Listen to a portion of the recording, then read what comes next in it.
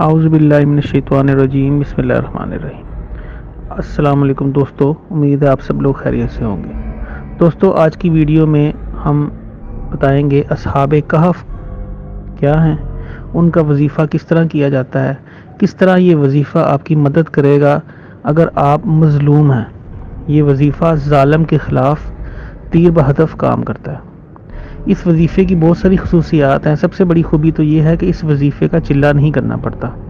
آپ اس کو سمپل پڑھائی میں رکھیں 20 دن 21 دن یا 40 دن، پھر آپ اللہ کے فضل و کرم سے جو بھی آپ کو کام ہو، کوئی بھی مسئلہ آپ کو درپیش ہو، آپ ان کی مدد لے سکتے ہیں۔ ان کے متعلق قرآن شریف کی ایک سورت ہے سورہ کہف، ان میں ان کا ذکر آیا ہے۔ یہ سات شخص تھے اور ایک ان کے ساتھ ان کا کتا تھا، تو ان کے نام یہ ہیں: یملیحہ، مسلمینہ، کشفوتت، تبیونس، ازرافت یونس، کشافت یونس، یوانس بوس، اور ان کے کتے کا نام کتمیر ہے۔ یہ 7 نام، یہ 8 نام ٹوٹلی، یہ عملیات کی زندگی میں بہت پاور رکھتے ہیں۔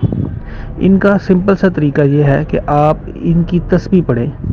ان ناموں کی تسبیح کس طرح پڑھنی ہے؟ اس طرح پڑھنی: الہی بحرمتی یملیحہ، مسلمینہ، کشفوتت، تبیونس، ازرافت یونس، کشافت یونس، یوانس بوس و کلبہم کتمیر۔ اس کو کم از کم شروع 40 دفعہ کریں، پھر آہستہ آہستہ اس کی تعداد بڑھاتے جائیں۔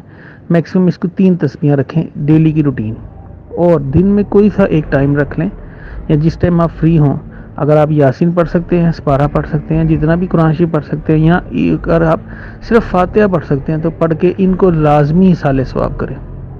اس کے بعد جب آپ یہ عمل کر چکے ہوں 1 مہینہ تقریباً، اس کے بعد اگر آپ کو لگے کوئی کسی مظلوم کی آپ مدد کرنا چاہتے ہیں، تو ان کی یہ عزیمت پڑھ کے آپ ان کو کہہ سکتے ہیں کہ فلاں شخص کی مدد کی جائے، اور جو ظالم ہے اس کو آپ اپنے طریقے سے سبق سکھائیں۔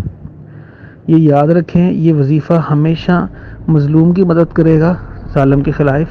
اس کو آپ صرف جائز مقصد کے لیے استعمال کر سکتے ہیں۔ اصحاب کہف سے ہم کیا کیا کام لے سکتے ہیں؟ مثلا اگر آپ کو کوئی آدمی تنگ کر رہا ہے، جیسے کچھ لوگ ہوتے ہیں ان کے دفتر میں ان کے باس ان کو تنگ کر رہے ہوتے ہیں، کوئی مالک مکان تنگ کر رہا ہے، کوئی قرضے کی واپسی کے لیے آپ کو بڑا پریشرائز کر رہا ہے جبکہ آپ کے پاس پیسے نہیں ہیں، آپ دینا بھی چاہتے ہیں لیکن ابھی آپ کے پاس نہیں ہیں، ان سب صورتوں میں آپ ان کی مدد لے سکتے ہیں۔ اس وظیفے کے بارے میں کوئی چیز پوچھنا چاہتے ہیں مجھ سے کمنٹس میں پوچھ لیں، میں آپ کو اس کے متعلق بتا دوں گا۔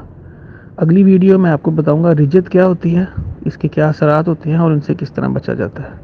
امید ہے آپ لوگوں کو یہ ویڈیو پسند آئے گی۔ دعا میں یاد رکھیے گا۔ شکریہ۔